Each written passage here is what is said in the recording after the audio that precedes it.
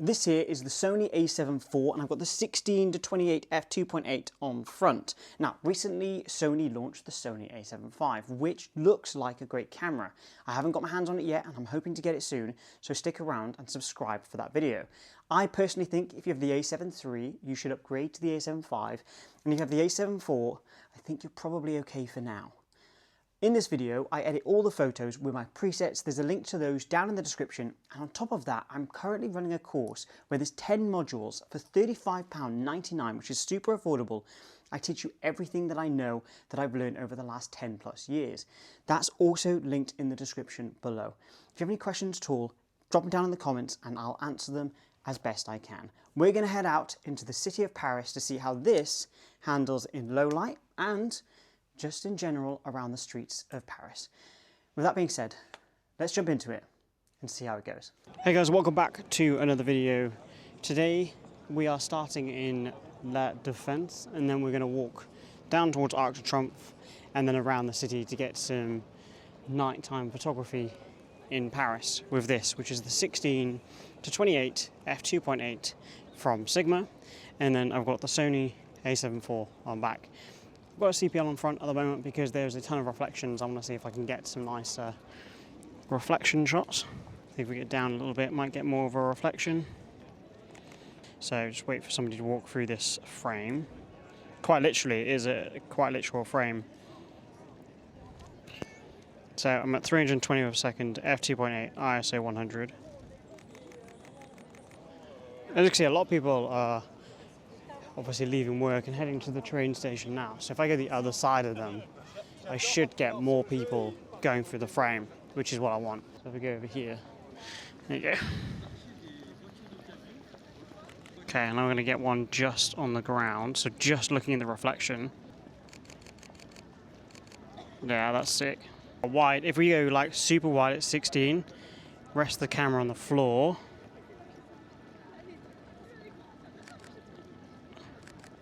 Actual dreams. Honestly, I'm just gonna take a second because this is sick. Like, this is actually so sick. What a shot. Abstract angle.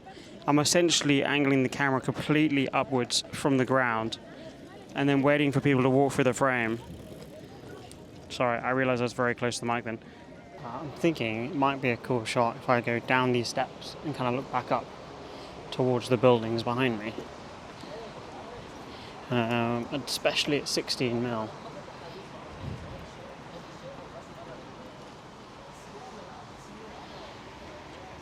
Again, it's going to have to be quite a low angle to get the shot. In this little alleyway, there's this really cool like reflection on the roof. I think, let's have a look. I mean, I don't want to jump the gun, but I think it'll look pretty sick, similar to what we were getting just now.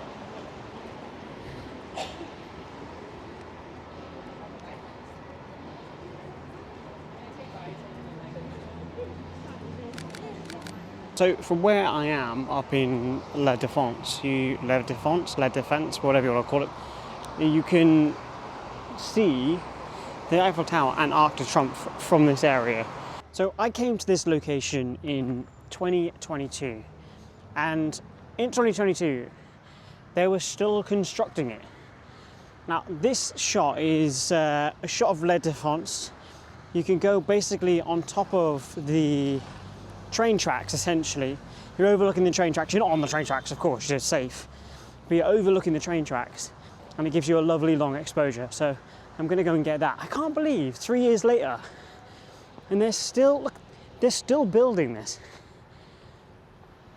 It's crazy. I mean, obviously 3 years ago it was a complete construction site, but it's crazy that it's taken this long. Settings that I'm using for this long exposure is 2 seconds, f8, ISO 50. I've got it on ISO 50 because at ISO 100 it's a bit too overexposed and I don't have an ND filter on me. So I'm basically just using fake ISO and allowing the camera to make it a bit darker.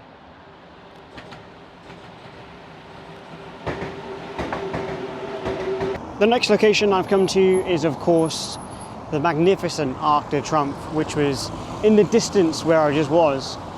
I'm going to get a nice handheld, simple, long exposure. So let's go. I can probably do 0.4 handheld, I reckon. I'm going to go ISO 100. I'm just going to grip the camera nice and tight and wait for this traffic to start moving, because otherwise it won't look that great. If it doesn't work, I do have the small tripod that I will use if I have to, but I reckon I can get this handheld and then grab a panning shot at the same time.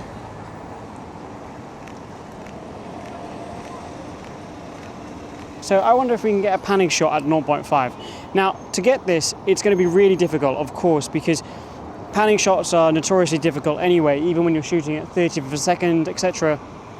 I'm going to try and get one at 0.4, which means I have to track the subject for 0.4 of a second. So let's give it a go. I'm going to put it up to my eye so I can do it properly, and let's see what happens. Do a little test shot.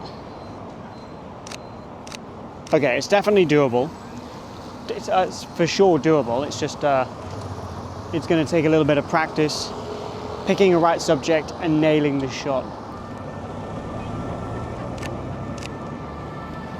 So the shot on the screen, you can see that is at 0.4 of a second, f2.8, ISO 100. And I think we'll agree, it is actually a bit ridiculous. So I'm going to change it to 1/8 of a second, and we'll go ISO 200. And let's see how this looks. We've got a Vespa. See if we can get the Vespa. Okay, cyclist fairly close, but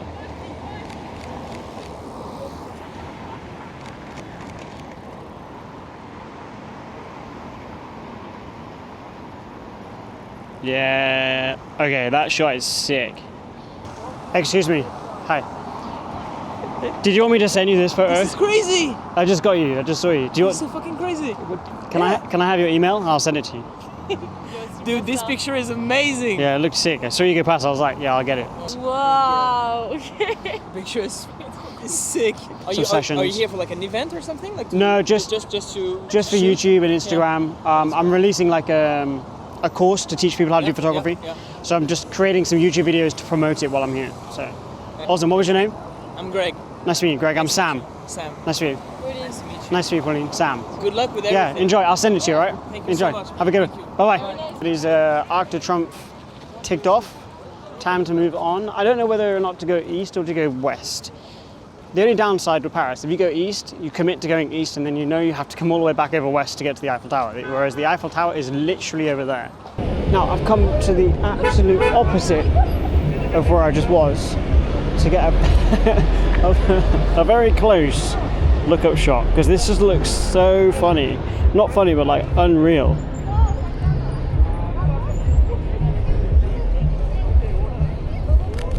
I'm just getting a look-up shot of the Eiffel Tower with the traffic lights because it looks pretty sick. I think a lot of the times we go to locations like this, like the Eiffel Tower. I've shot it a lot over the years, including, you know, places in London, you know, like Tower Bridge and St. Paul's Cathedral, and, you know, all of these insane places like this. And we go there, we take our photo, we get our shot, we walk away, and we're happy, right?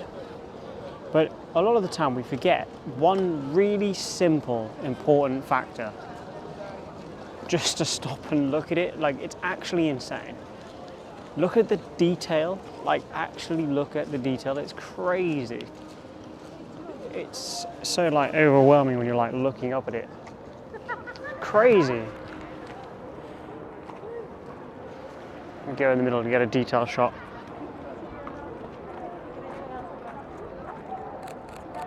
I mean, from this angle, just like looking straight up at it,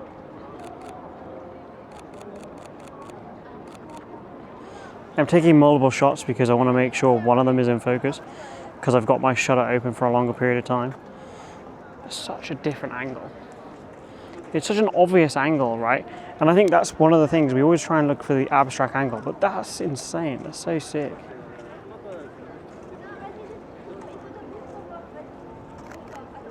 Now, I'm at the back of Eiffel Tower now, or front, depending on how you're looking at it. I'm at the other side, basically, of Eiffel Tower. You've got this tree line here. I've got it up to my eyes so I can see what I'm doing properly. I'm at 25th of a second. f2.8, ISO 1600. It is pretty dark here. I walked past this location the other day and I thought it would be prime for a long exposure of the Eiffel Tower. So, Eiffel Tower, let's get ya. Settings, I'm at 1.3 seconds, f2.8, ISO 50. I'm just waiting for something to go through the frame, and I need it to go through the frame at full speed.